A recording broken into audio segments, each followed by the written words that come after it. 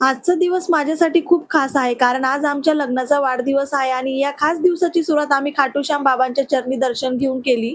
नमस्कार मंडळी, खूप खूप स्वागत आहे तुमचं माझ्या नवीन व्हिडिओमध्ये. संभाजीनगर शहरापासून काही अंतरावर असलेलं हे सुंदर खाटूश्याम बाबांचं मंदिर भक्तांसाठी श्रद्धेचं आणि मनाला शांती देणारं एक खास ठिकाण आहे.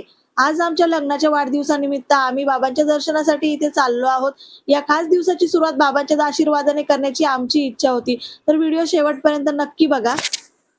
तर आम्ही मंदिरात पोहोचलो आणि सगळ्यात आधी पूजेसाठी लागणारं साहित्य घेतलं. मोरपीस, नारळ, फूल, अत्तर, दोरा, प्रसाद असं सगळं पूजेचं सामान होतं त्याच्यात. आणि खरं सांगू का, ऊन इतकं होतं ना, की विचारूच नका. आम्ही दुपारी साधारण 2-2:30 वाजता इथे पोहोचलो. खरं तर सकाळीच यायचं ठरवलं होतं, पण आवराआवरी करण्यातच वेळ निघून गेला. माझ्या भावाने आणि आईने आधीच या मंदिराला भेट दिली होती. त्यांनी मला सांगितलं होतं खूप वेळा, "मंदिर खूप छान आहे, तू पण एकदा नक्की येऊन बघ." माझी खूप दिवसांपासून इच्छा होती खाटूश्याम बाबांच्या दर्शनाची. मी नेहमी म्हणायचे, "एकदा तरी राजस्थानमधल्या खाटूश्याम बाबांच्या मंदिरात जायचंय." पण राजस्थानला कधी जाणं होईल माहीत नव्हतं.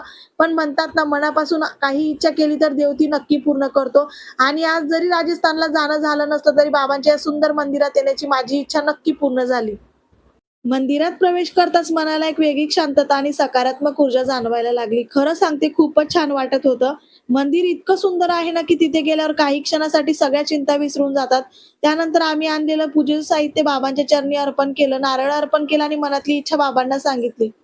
तिथे आम्हाला एक पवित्र धागाही मिळाला होता. तर आपल्या मनातील इच्छा सांगून तो धागा तिथे बांधायचा होता. मग आम्ही मनोभावे प्रार्थना करून तो धागा तिथे बांधला.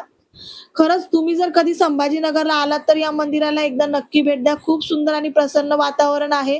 विशेष म्हणजे मंदिराच्या आजूबाजूला डोंगरच डोंगर आहेत. त्यामुळे पावसाळ्यात इथलं सौंदर्य अजूनच खुलून येत असेल. हिरवागार निसर्ग, शांत वातावरण आणि बाबांचा आशीर्वाद यापेक्षा आणखी काय हवं? घरी जाताना अक्षरशः आम्ही उकळायला लागलो होतो, म्हणून मस्त असं थंडगार उसाचा रस पिला. अशा प्रकारे आमच्या लग्नाच्या वाढदिवसाचा हा खास दिवस खाटूश्याम बाबांच्या आशीर्वादाने आणि सुंदर आठवणींनी भरून गेला.